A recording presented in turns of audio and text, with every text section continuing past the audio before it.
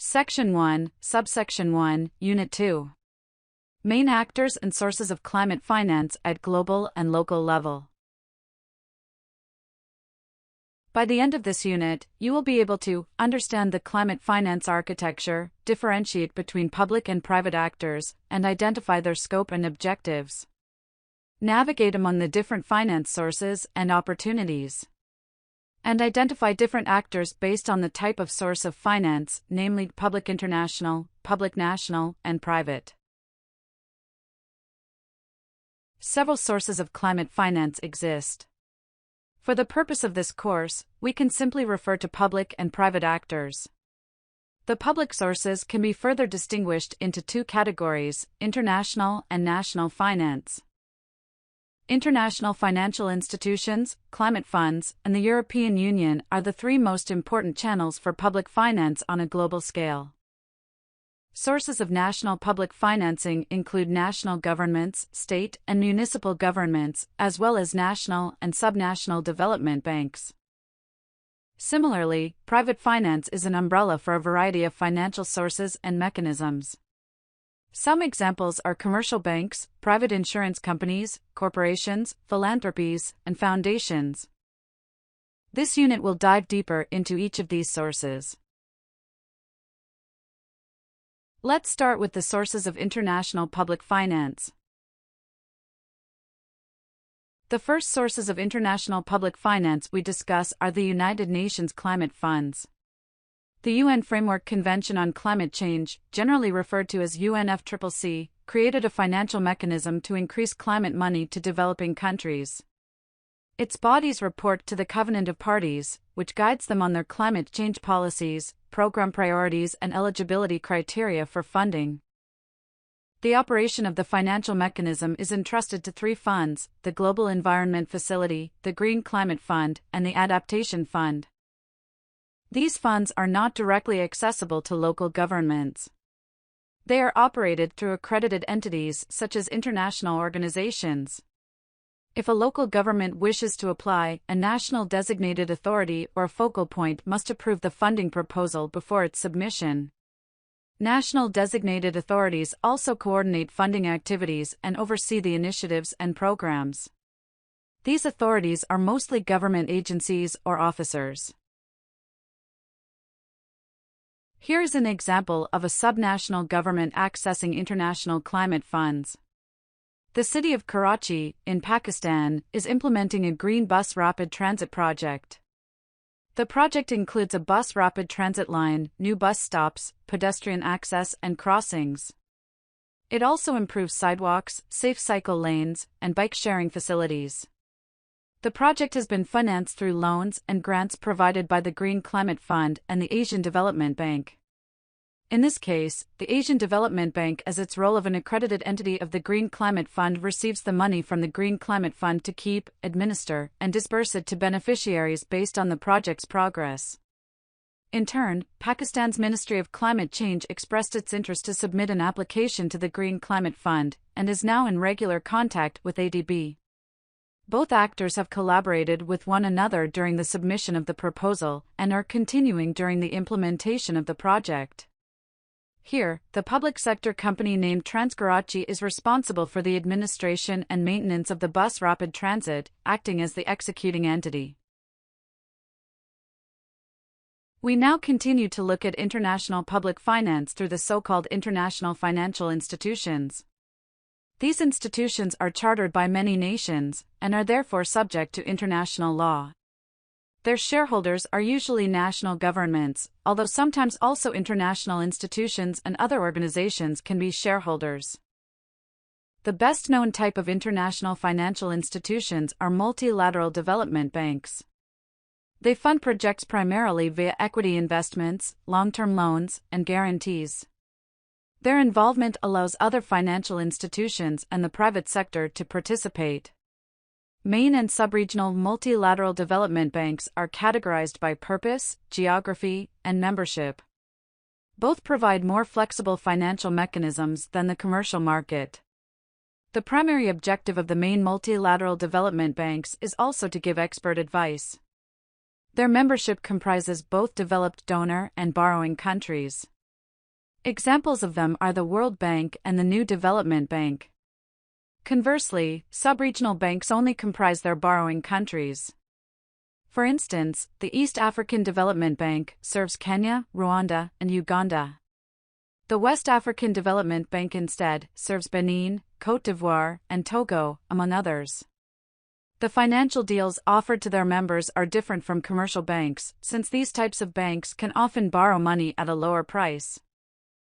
Bilateral development banks are public financial institutions owned by national governments, but that act internationally, often to finance development projects in developing countries. For example, the German KfW Bank Group and the French Development Agency. During World War II, the well-known Bretton Woods institutions were founded to assist the reconstruction of Europe. Importantly, they also provide mechanisms for international cooperation in managing the global financial system. They include the International Monetary Fund and the International Finance Corporation. Last, there are some international financial institutions with an international mandate that don't necessarily fit into previous categories. For instance, the European Investment Bank is a publicly owned international financial institution, with the European Union member states as its shareholders. Because of this, it is considered both a bank and an EU institution.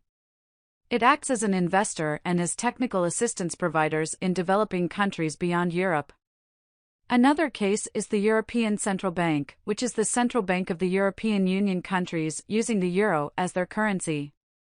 While technically an international financial institution, its main task is to maintain price stability in the euro area. Not all cases of assistance are provided by a single institution alone. Often, these institutions work together either concurrently or in a complementary way. Some of them may even serve as a catalyst to attract investors. For example, in Burkina Faso's Tengen region, the French Development Agency, the European Investment Bank, and the European Commission are collaborating to create a 5-kilometer water drainage canal to prevent water from backing up. These institutions help the local government through assistance for project execution, such as an environmental and social impact assessment, and a low-cost loan of €15 million. Moreover, the project is aligned to the Sustainable Development Program of Ouagadougou Municipality, which is in turn supported by the state level. The project also aligns with the EIB's commitment to strengthen economic opportunities, support sustainable development, and accelerate climate action across the northern region of Burkina Faso. All of this is conducive to successful collaboration among the government and international financial institutions in pursuit of the same goal. We now turn to the sources of national public finance and private finance. Let's start with national public finance. National public finance primarily includes own sources revenue, intergovernmental transfers, and domestic public climate and development finance. Their main difference is the ability of governments to decide on their use. For example, revenues generated by the local government can be used more freely by the local government itself. In contrast, intergovernmental transfers that are earmarked by the central government and can only be used for a defined purpose. These sources instruments will be detailed in the next subsection. In the southern part of Mexico, the municipal government of Mérida financed with its own budget a project to improve the mobility of its residents. The project was part of the municipality's investment plan and included the construction of more than 13 kilometers of road, bike lanes, public illumination, as well as the renovation of old roads. Some positive impacts resulting from these decisions include the reduction of CO2 from mobile sources, more and better mobility of disabled persons and families with strollers, and more safety for women. This project will boost the city's economy. New roads around the city enhance property values near highways, attracting new business investments and tax revenue, the same that can be reinvested in providing more sustainable services. In this case, we can see a project that at first glance does not generate direct revenues, but it lays the groundwork for a revenue stream to flow to the local government itself through indirectly created taxes. Private investment is vital since national sources cannot meet local governments' investment demands. Unfortunately, the potential for urban climate initiatives offered by this source remains largely untapped. One of the causes is the absence of creditworthiness and defined income sources of subnational governments, as well as financial models that demonstrate a robust revenue-driven plan for the projects. Private sources include commercial financial institutions, institutional investors, private investors, corporate actors, households, and infrastructure funds. Let's sum up what we have seen in this section. So far, we covered a multitude of funding sources. First, national public finance sources are created and administered by the same government, transferred by other government levels, or given under favorable terms by domestic banks, agencies, or funds. Second, international public finance sources are controlled by international organizations like the United Nations, supranational institutions like multilateral development banks, regional banks, or European Union entities.